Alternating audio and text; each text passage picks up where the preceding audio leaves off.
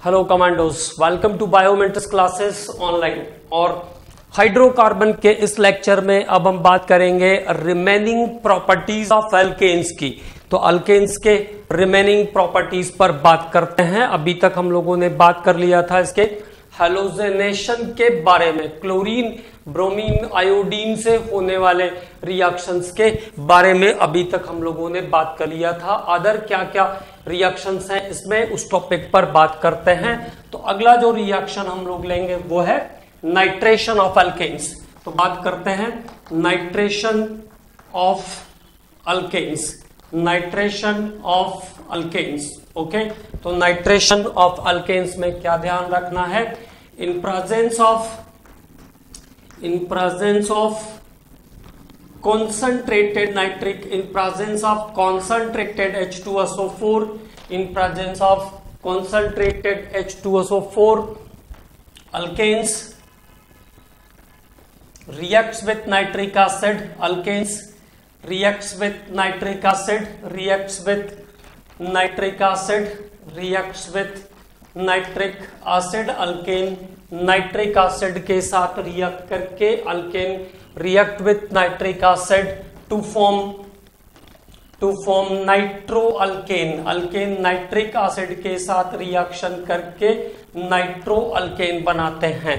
तो alkanes react with nitric acid to form nitro alkanes. तो alkanes nitric acid के साथ जब रिएक्शन करता है तब ये नाइट्रो अल्केन बनाता है। It gives nitro alkane. और ये इसका फ्रेगमेंटेशन का तरीका। और ये concentrated sulphuric acid as the catalyst for nitration. देखो यहां से ये आ जाएगा RNO2 नाइट्रो अल्केन और साथ में वाटर निकल जाएगा, नाइट्रो अल्केन और वाटर निकल जाएगा। ठीक है, तो ये बन गया compound nitro alkane plus water.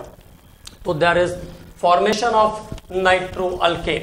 तो अल्केन्स नाइट्रिक एसिड के साथ अगर रिएक्शन करता है तो वो क्या फॉर्म करेगा? नाइट्रो अल्केन फॉर्म करेगा। अब इसमें एक इंपॉर्टेंट बात ये ध्यान रखना है, alkanes of less than 6 carbon, alkanes of less than 6 carbon, alkanes of less than 6 carbon give fragmented product, give fragmented product। तो 6 कार्बन से कम का अल्केन है तो वो फ्रेगमेंटेड प्रोडक्ट बनाएगा, और 6 से ज्यादा कार्बन का अल्केन है तो उसमें सीधा सीधा नाइट्रेशन हो जाएगा, जैसा हमने पहले वाले स्टेप में लिखा है, जैसा हमने पहले वाले स्टेप में लिखा था। ठीक है, तो 6 से कम कार्बन का अगर एल्केन है तो फ्रेगमेंटेशन हो जाएगा। जैसे एक एग्जांपल देखते हैं, अगर मैं प्रोपेन की रिएक्शन नाइट्रिक एसिड के साथ करवाता हूं, अगर propane nitric acid concentrated sulphuric acid, तो propane plus nitric acid in presence of concentrated sulfuric acid give as a major product 2 nitropropane। तो as a major product क्या बनाएगा? 2 nitropropane, लगभग 40%।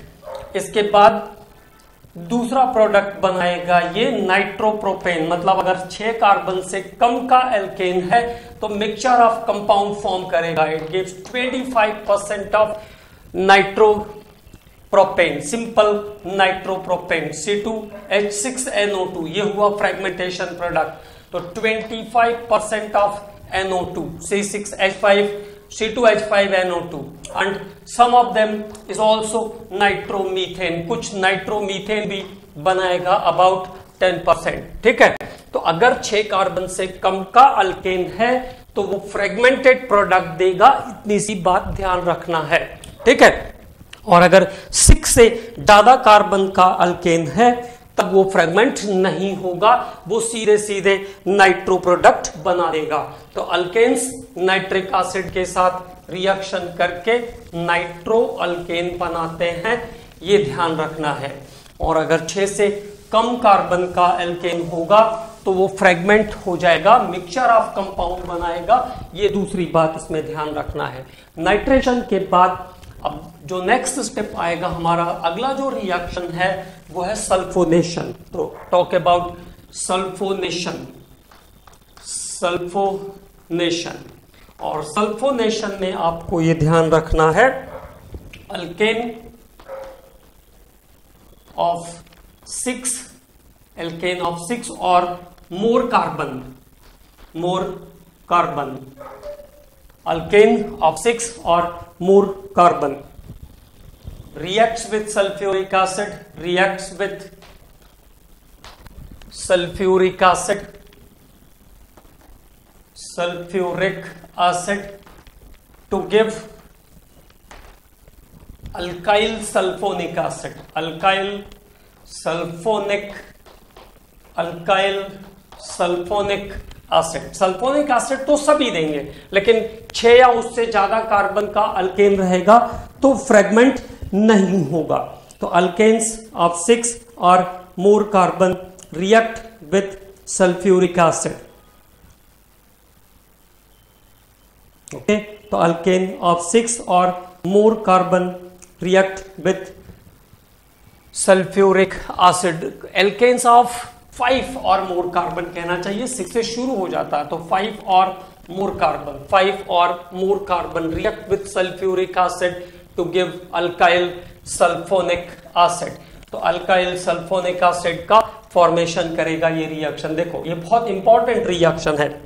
ये बना आपका कंपाउंड, ये अल्केन, तो अल्केन क्या हो जाएगा RH, और ये दूसरा जो कंपाउंड है ये OH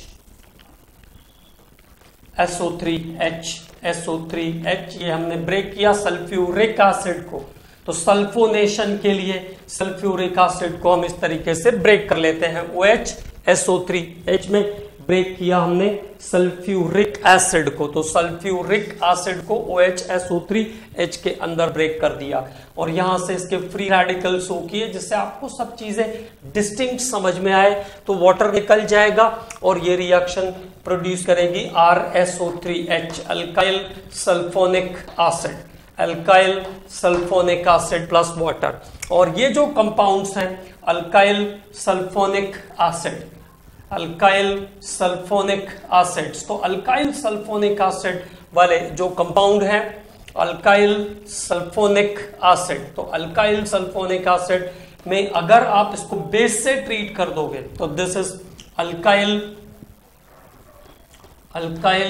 सल्फोनिक एसिड।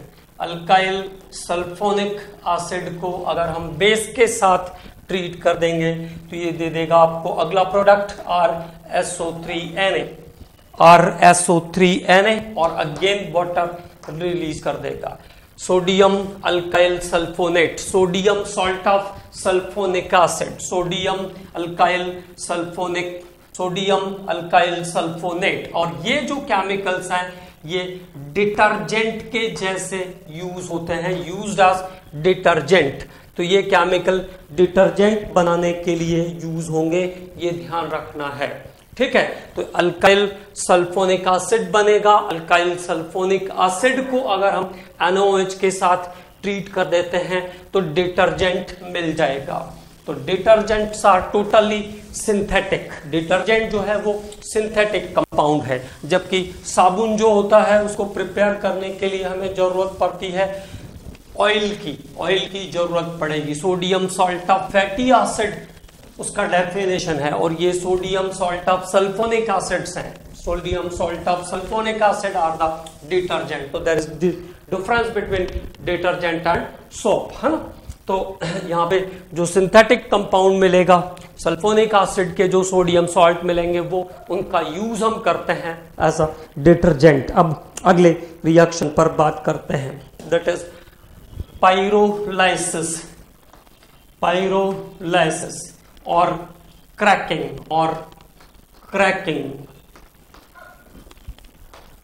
पाइरोलाइसिस और क्रैकिंग। तो क्रैकिंग नाम से ही क्लियर है, क्रैक करना मतलब तोड़ना, ठीक है। तो the cracking is the process of process of conversion is the process of conversion of higher hydrocarbon of higher boiling point, process of conversion of higher hydrocarbon of higher boiling point into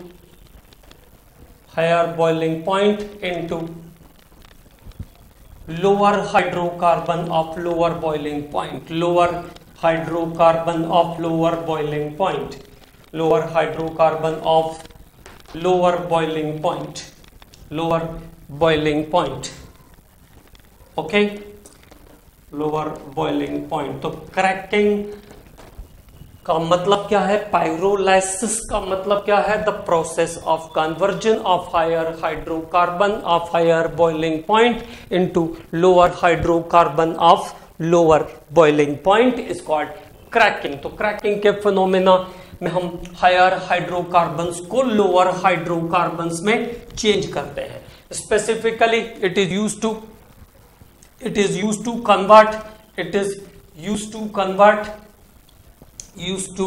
convert diesel into petrol.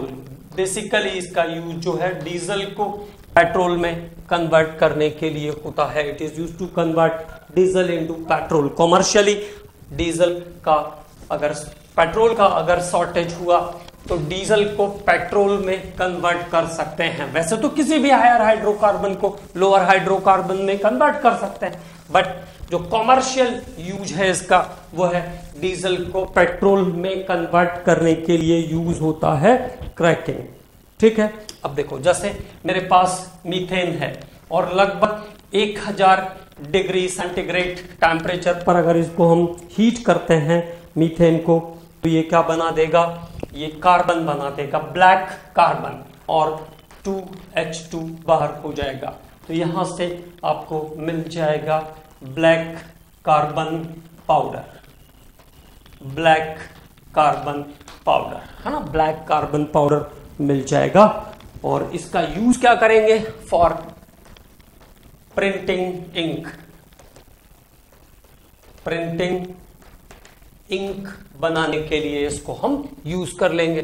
तो black carbon powder मिल जाएगा अगर 1000 degree centigrade तक हम methane को heat करते हैं।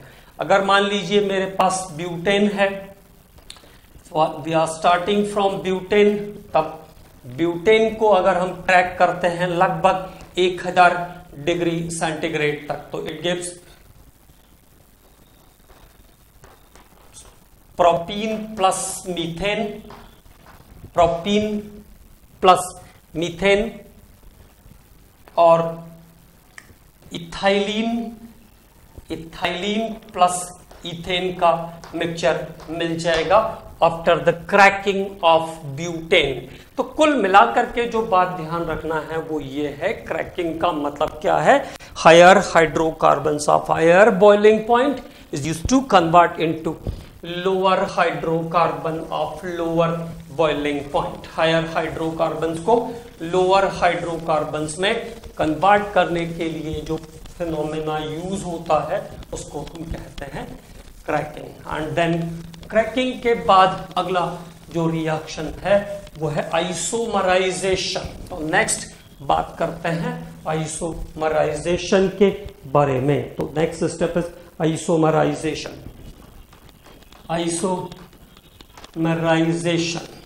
Isomerisation simply it is isomeric conversion. जैसे butane के दो आइसोमर हैं, नॉर्मल ब्यूटेन और आइसोब्यूटेन। तो अगर नॉर्मल ब्यूटेन को हम कंडीशन देते हैं तो वह आइसोब्यूटेन में कन्वर्ट हो जाएगा। तो इन presence of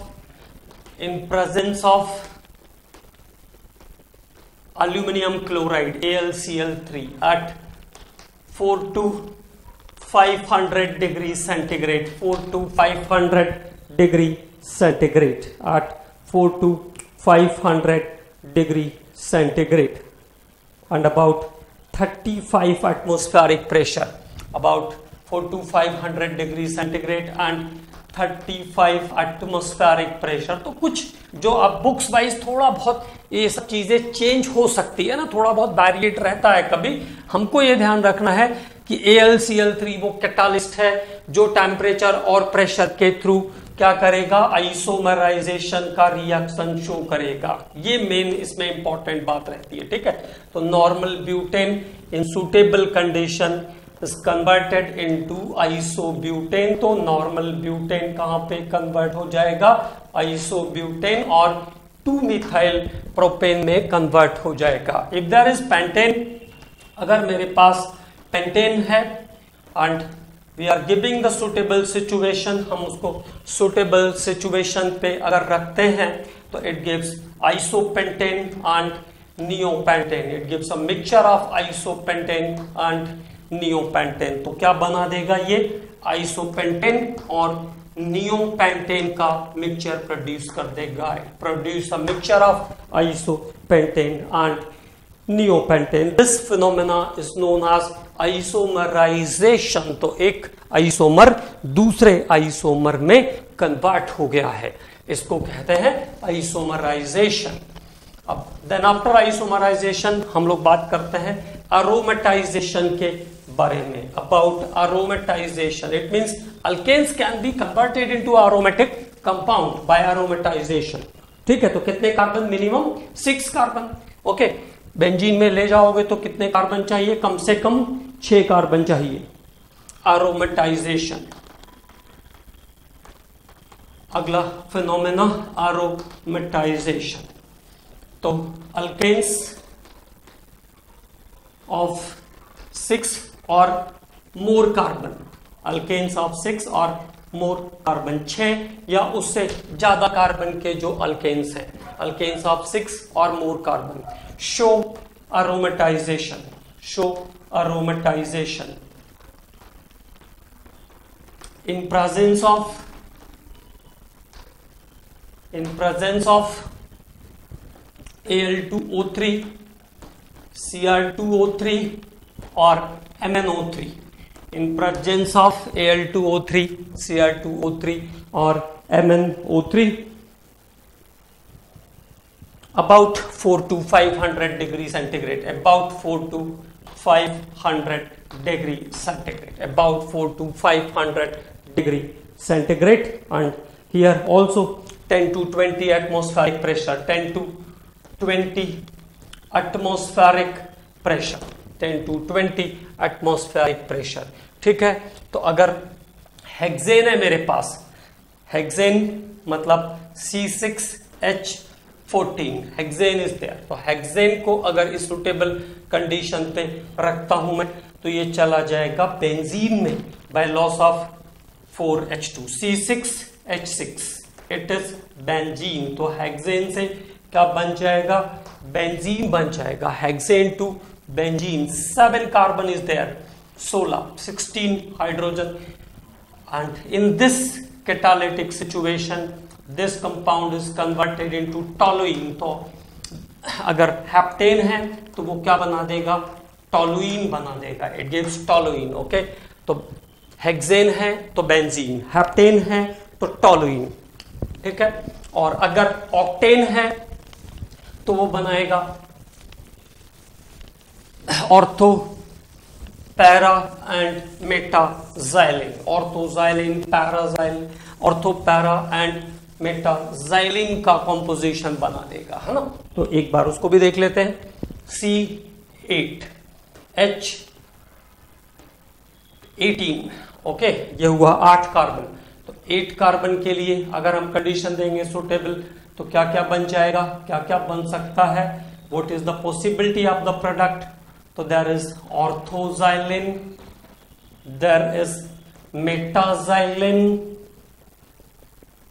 and there is paraxylin. तो possibility of formation of mixture of ortho, meta and paraxylin. तो ortho, meta और paraxylin का mixture form कर देगा. It forms mixture of orthoxylin, metaxylin and paraxylin. तो this is about aromatization. तो conversion of a normal compound, normal alkane into aromatic compound is called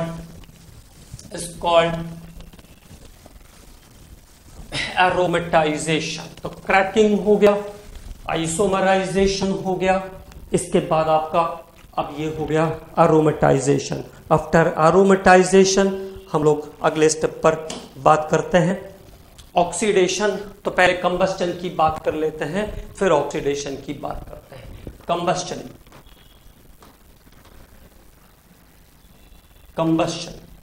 any of the organic compound when bond with air, excess of air, then it gives carbon dioxide and water, है ना. कोई भी organic compound है, कोई भी hydrocarbon तो specially, बाकी कुछ कंपाउंड में अलग अलग ग्रुप भी रहता है, but it gives carbon dioxide and water. ठीक है. तो alkanes when heated in excess of air, when heated in excess of air, अल्केन को अगर एक्सेस ऑफ एयर में हीट करते हैं, then it gives carbon dioxide and water. Carbon dioxide और वाटर का फॉर्मेशन करेगा. तो like CH4 plus oxygen, it gives CO2 plus 2H2O. Now we need 4 oxygen, तो 2O2 लिख दिया है मैंने, कोई दिक्कत ही नहीं है. C2H6 plus O2, it gives C2H6, so 2CO2 plus 3H2O. And here how many oxygen is consumed? 4 and 3 7, so this is as 7 by 2O2. तो इसको हम लिख सकते हैं 7 by 2O2. ओके. तो now there is the combustion.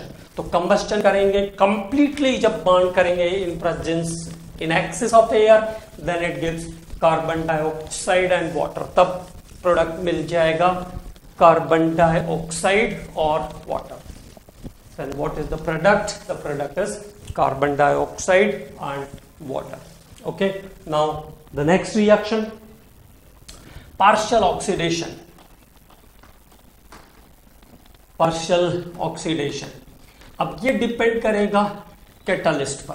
तो depends on catalyst, depends on catalyst. Okay. तो partial oxidation का जो प्रोसेस है वो कैटलिस्ट पर डिपेंड करेगी. It depends on catalyst. Number 1, पहला step, when a mixture of methane and oxygen, when a mixture of methane and oxygen, when a mixture of methane and oxygen is passed through the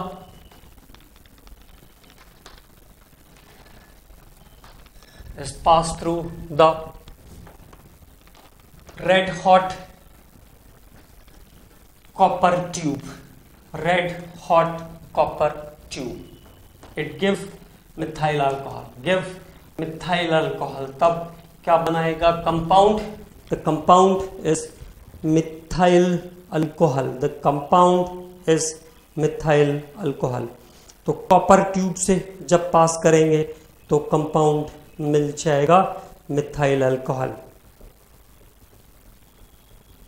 okay. तो there is a mixture of methane and oxygen in a ratio of 9:1 pass through the copper tube about 200 degree centigrade, लगभग 200 degree centigrade और 100 atmospheric pressure. तो in such condition it is converted into methyl alcohol. तो यहां से आपको CH3OH as a product मिल जाएगा. तो इसको अगर मैं हाफ O2 लिख दूं तो पूरा काम यहीं पर क्लियर हो जाएगा. ठीक है. CH3OH. ठीक. अब अगर अगली कंडीशन, अगर मीथेन को ऑक्सीडाइज करते हैं, methane is oxidise with the next catalyst MN2O3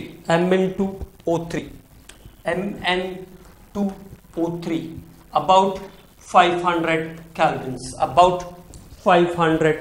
kelvins, Mn2O3 about 500 kelvins, then it gives formaldehyde HCHO plus water, तब बना देगा ये formaldehyde। तो ये हुआ मीथेन का oxidation. This is the oxidation step of methane. तो this is the oxidation step of methane. Okay, अगले एक और ऑक्सीडेशन स्टेप पर हम बात करते हैं। तो ये कंट्रोल्ड और पार्शियल ऑक्सीडेशन, कैटलिस्ट ध्यान रखना है। अगर मीथेन और ऑक्सीजन के मिक्सचर को कॉपर ट्यूब से पास करेंगे तो कंपाउंड आएगा मिथाइल अल्कोहल। Mn2O3 से ऑक्सीडाइज करेंगे तो कंपाउंड आ जाएगा, then compound is formaldehyde, then compound is formaldehyde. Ethane और any other alkane, ethane or any other alkane is oxidized with manganese acetate CH3COO whole twice Mn। अगर manganese acetate के presence में हम इसको ऑक्सीडाइज करते हैं with manganese oxide, then it gives और यहाँ पे पहले स्टेप में CH3COOH और दूसरे स्टेप में RCH2COOH बन जाएगा। It means it is converted into carboxylic acid, it is converted into carboxylic acid. तो अगर मान लो कभी बैलेंस करने की इच्छा हो तो क्या हो गया COOH, तो 2 ऑक्सीजन लग गई, यहाँ पे 1 ऑक्सीजन लग जाएगी वाटर को निकालने पे, तो 3/2, तो 3/2 मतलब 3 ऑक्सीजन। ओके, तो ये हो जाएगा water, as same as there water is there, तो 3/2 ऑक्सीजन इज रिक्वायर्ड। ओके, तो this is converted into carboxylic acid and it is all about alkanes. ये हमने अब अल्केन्स कंप्लीट किया। This is all about alkanes. Okay, now the next unit is alkenes and alkynes, और दोनों को साथ साथ शुरू करेंगे, एल्कीन्स और एल्काइंस को, because most of the reaction is common. इसमें बहुत सारे रिएक्शन जो है वो कॉमन है, इसलिए हम ईन्स और आइंस बेसिकली एडिशन रिएक्शन करते हैं ये, और एडिशन रिएक्शंस बिल्कुल कॉमन ही जाती है, इसलिए हम बात करते हैं अब अगले टॉपिक पे। अगला जो टॉपिक हाइड्रोकार्बन में हम स्टार्ट करेंगे वो है alkenes and alkynes, alkenes and alkynes. तो सबसे पहले बात करते हैं lab preparation of enes, how to prepare alkenes in the laboratories. तो एल्कीन्स का लैब में प्रिपरेशन कैसे करेंगे, सबसे पहले इस स्टेप पर बात करते हैं। ओके, तो देखिए, when alcohol is heated with concentrated sulfuric acid, alcohol is heated with concentrated sulfuric acid, तो क्या हो जाएगा, डिहाइड्रेशन हो जाएगा, डिहाइड्रेशन। ओके, और डिहाइड्रेशन का प्रोडक्ट होगा एल्कीन, और आपको इसका मैकेनिज्म भी बताया है मैंने। Carbocations are the intermediate species. What are the intermediate species? Carbocations are the intermediate species. देखो, ये compound CH3CH2OH, this is the primary alcohol. The condition is required here 95% concentrated sulfuric acid and 160 to 170 degree centigrade temperature. It means very typical situation is there, because the order of dehydration is tertiary, then secondary, then primary. Alcohol के dehydration का order क्या है?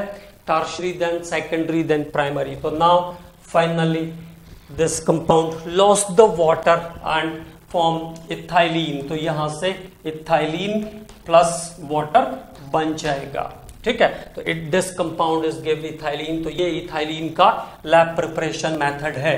This is acid catalyse reaction according to mechanism H2SO4 release the proton in the first step, okay, और यहां से ये HSO4 ion produce करेगा and this H plus ion is move towards ethanol. ये H plus ion अब ethanol की तरफ जाएगा। H2SO4 is act as a dehydrating agent। H2SO4 कैसा काम करता है? Act as a dehydrating agent। तो ये CH3 CH2 और ये OH और ये इस लोन पेयर के साथ जुड़ जाएगा, तो ये प्रोटोनेशन हो गया इसका and it release the water. यहां से वाटर रिलीज हो जाएगा, results the formation of carbocation. अब ये बन गया है कार्बोकैटायन और कार्बोनियम आयन। तो now the carbonium ions are the intermediate species during dehydration. Repeat किया मैंने इसलिए क्योंकि मैंने ऐसा आपको प्रॉमिस किया था कि जहां पे मैकेनिज्म की जरूरत पड़ेगी वहां पर हम लोग थोड़ी थोड़ी उसको रिपीट करेंगे। मुश्किल से कुछ सेकंड लगता है, लेकिन वो रिकॉल होने के बाद हमेशा हमेशा याद रहती है चीजें, ठीक है। तो ये बन गया carbocation, ethyl carbonium ion and finally ethyl carbonium ion lost the proton. Beta position से प्रोटॉन लॉस करता है and after losing proton it gives alkyne. तो दिस इज द मैकेनिज्म। तो मैकेनिज्म में क्या ध्यान रखना है? मैकेनिज्म में ये ध्यान रखना है कि अल्कोहल्स के डिहाइड्रेशन के समय carbonium ion as a intermediate compound form होते हैं। It gives carbocation as a intermediate product, okay. और स्टेप्स पर बात करेंगे इसके। अगर मान लीजिए मेरे पास प्रोपेनॉल है, 2 propanol, okay, there is 2 propanol. तो सिमेट्रिक है, दोनों हिस्सा साइड का बराबर है, 2 बीटा पोजीशन है इसके पास, this is beta, this is beta, okay. तो this condition, the condition is required 75% concentrated H2SO4 थोड़ा डाइल्यूट हुआ and temperature is 140 for secondary. And now किसी भी बीटा पोजीशन का जब आप H रिमूव करोगे तो इट गिव्स प्रोपीन। यहां से भी रिमूव करेंगे तो भी प्रोडक्ट एज अ प्रोपीन ही मिलेगा। तो now the propene is the product of this reaction. When unsymmetrical alcohol is there like two butanol, जैसे 2-ब्यूटानॉल जैसा अल्कोहल अगर है तो वो क्या फॉर्म करेगा? It forms stable ene as a major product, stable ene as a major product. तो इस कंडीशन में सेट-जैप रूल वैलिड होगा, it leads the formation of stable product. और बिकॉज इट इज सेकेंडरी तो condition is same, 75% concentrate sulphuric acid and again 140 degree centigrade is the temperature and the resultant product to leads the formation of more stable in case of asymmetric enes the product is major product is 2-butene।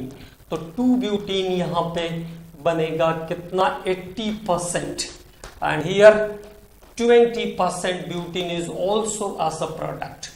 तो this elimination obey the set-JAP rule. ये elimination reaction set-JAP के rule को ओबे करता है। This elimination reaction obey the set-JAP rule, okay.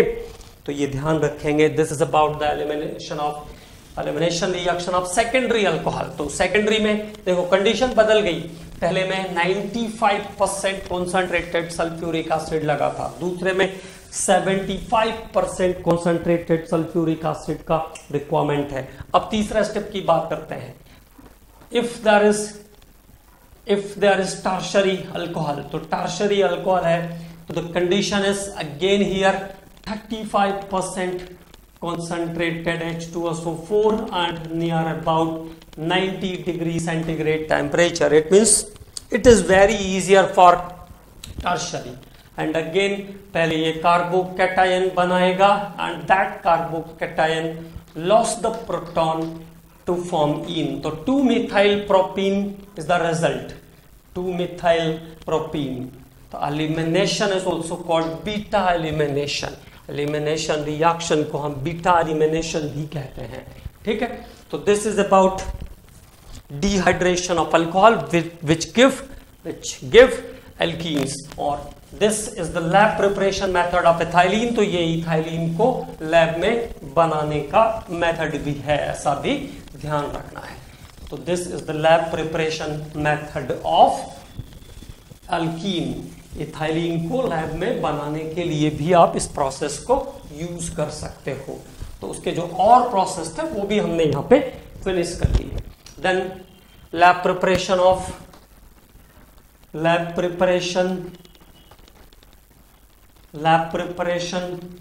and also commercial production, दोनों same है यहाँ पे। Commercial production of acetylene C2H2।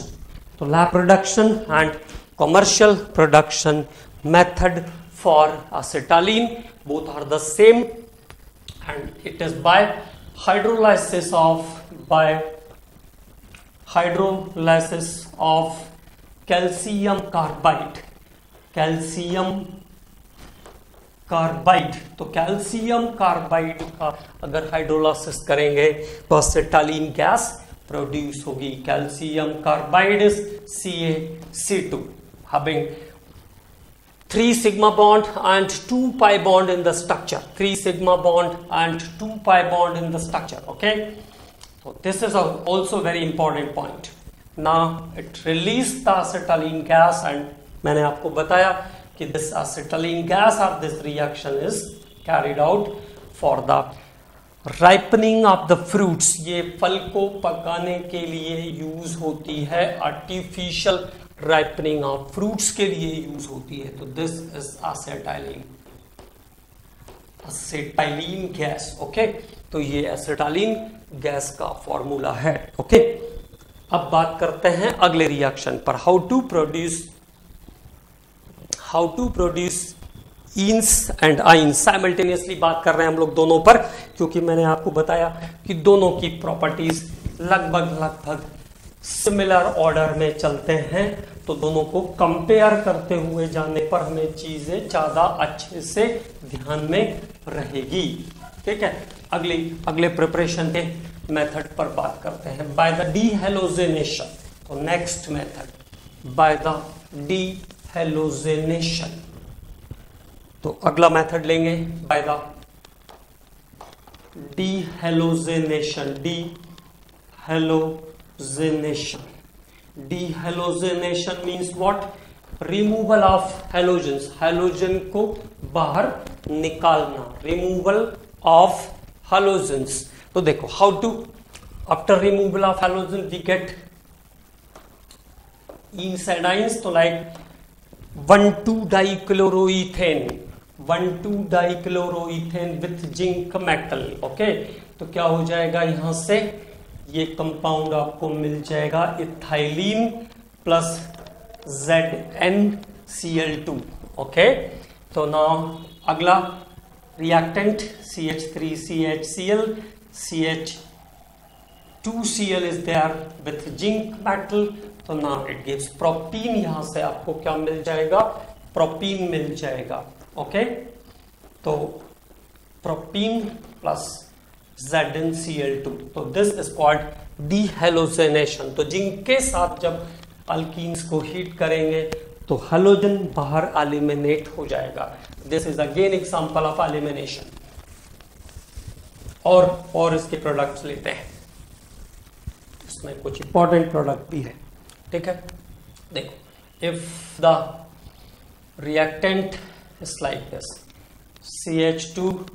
CH2Cl, CH2Cl 1,4-dichlorobutane। तो देखो काम क्या किया हमने, जिन कार्बन के बीच से हमने हाइड्रोजन को निकाला था उनके बीच में बॉन्ड स्टैब्लिश कर दिया। तो अगर यहां पर इसको हम जिंक के साथ हीट करते हैं तो क्या हुआ, कॉर्नर के 2 कार्बन से आपने हाइड्रोजन को रिमूव किया, तो bond is establish here. Now the resultant is cyclobutane, तो साइक्लो अल्केन्स का भी फॉर्मेशन हो जाएगा। This reaction also use to formation of cyclo alkanes. अभी मैंने बात किया 1,2-डाइक्लोरोप्रोपेन 1,3-डाइक्लोरोप्रोपेन विथ जिंक, तो now the product is cyclopropane. तो क्या प्रोडक्ट मिल जाएगा मुझे? Cyclopropane is the product of this reaction. तो this reaction is also used to produce cycloalkanes. Okay, तो ये है डीहेलोजेनेशन। हाउ टू प्रोड्यूस एल्काइंस, अब उस टॉपिक पे बात कर लेते हैं। तो जब डाइहैलाइड है तो उसने क्या प्रोड्यूस किया? उसने प्रोड्यूस किया ईन्स। और जब टेट्राहैलाइड होगा देन इट प्रोड्यूस अल्केन। जैसे मैंने कहा CHCl2 CHCl2 1122 tetrachloroethane 1122 tetrachloroethane. This is 1122 tetrachloroethane with zinc metal. तो दो ज़ाइडन कंज्यूम करेगा, तो then the product is CH triple bond CH plus zinc chloride. So now the product is like this. Okay, CH3 CCl2 CH Cl2 with Zn, and now we'll get product CH3 C triple bond CH plus 2 of zinc chloride. Okay, the propyne is the product of the reaction. This is called dehalogenation. इसको हम कहते हैं dehalogenation reaction. तो this is called dehalogenation reaction. अगला method देखते हैं। अगला next method,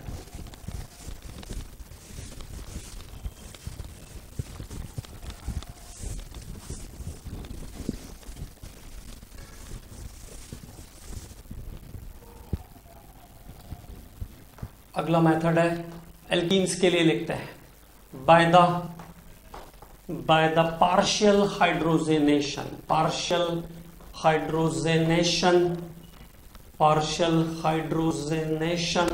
of alkynes. तो partial hydrogenation of alkynes are very very important, बहुत इंपॉर्टेंट मेथड है, क्योंकि इसमें भी कैटलिस्ट के अकॉर्डिंग प्रोडक्ट चेंज होता है। कैटलिस्ट के अकॉर्डिंग प्रोडक्ट चेंज होता है, ठीक है, कैटलिस्ट के अकॉर्डिंग प्रोडक्ट चेंज होता है, इसलिए बहुत ही इंपॉर्टेंट मेथड है।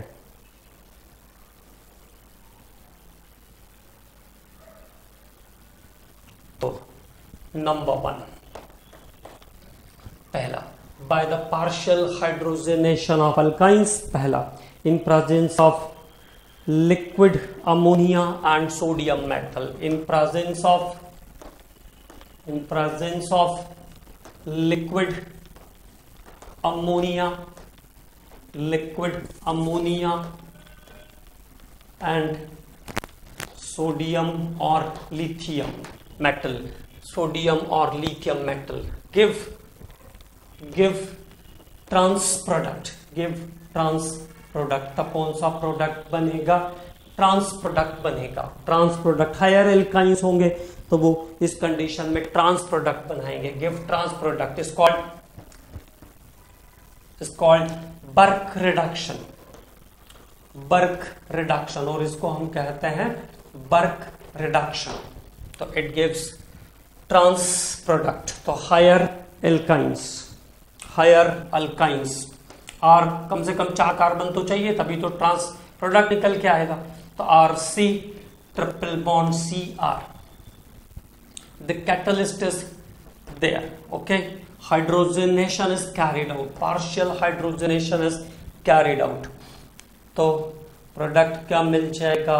RCH C double bond CHR, ठीक है, इट गिव्स ट्रांस प्रोडक्ट। ये इसका मेजर प्रोडक्ट होगा। थोड़ा बहुत माइनरली सिस भी बनेगा, but the major is the trans product, ठीक है। तो मेजर क्या बनेगा? ट्रांस प्रोडक्ट बनेगा, ये ध्यान रखना है। ये पहला कैटलिस्ट यूज किया हमने, लिक्विड अमोनिया और विद सोडियम और lithium metal, it is called वर्क reduction and it gives trans product. Trans product जो होता है वो सिस के कंपैरिजन में ज्यादा स्टेबल होता है, क्योंकि इसमें स्टेरिक हिंडरेंस कम होता है, less than steric hindrance. Okay, अब बात करते हैं अगले स्टेप पर। तो अगला जो कैटलिस्ट है, सेकेंड कैटलिस्ट का एप्लीकेशन देखते हैं। ट्राइफेनाइल फॉस्फीन, ट्राइफेनाइल फॉस्फीन और rhodium chloride RHCl give 100% cis product, 100% cis product form करेगा। तो this reaction is give 100% cis product, जबकि पहले वाले में 100% नहीं था। Trans is the major product, है ना, trans is the major product, but this time 100% cis product is the given by the reaction. Okay, तो कैटलिस्ट के ऊपर रिजल्ट डिपेंड कर रहा है, इसलिए ध्यान रखना पड़ेगा। ओके, आर और इधर आर 100% सिस। ओके, अगला जो कैटलिस्ट है हमारा, उसके बारे में बात करते हैं। पहले नोट कर लीजिए, तो 100% सिस प्रोडक्ट आएगा when Wilkinson's catalyst is there. तो विल्किंसन कैटलिस्ट होगा तो 100% सिस प्रोडक्ट प्रोड्यूस करेगा, 100% cis product. Okay, palladium calcium carbonate, palladium calcium carbonate as a catalyst, palladium calcium carbonate as a catalyst and lead acetate CH3COO whole twice Pb, lead acetate as a catalytic poison, catalytic poison. Okay, also called Lindlar's catalyst, Lindlar catalyst, Lindlar catalyst, Lindlar's catalyst give measure sis product, major sis product के formation में help करेगा, major सिस product. तो liquid ammonia ने trans product दिया था, major trans, और ये जो आपका कैटलिस्ट है ये मेजर क्या देगा आपको, सिस प्रोडक्ट देगा, मेजर सिस। और अगर आप विल्किंसन्स कैटलिस्ट यूज करते हो तो 100% सिस प्रोडक्ट आपको मिल जाएगा। Okay, so this is the major cis product, major product of the reaction. So this is partial hydrogenation of alkynes. It is about the partial hydrogenation of alkynes. In the next lecture we are going to discuss some more reaction and then properties of enes and ines. Okay.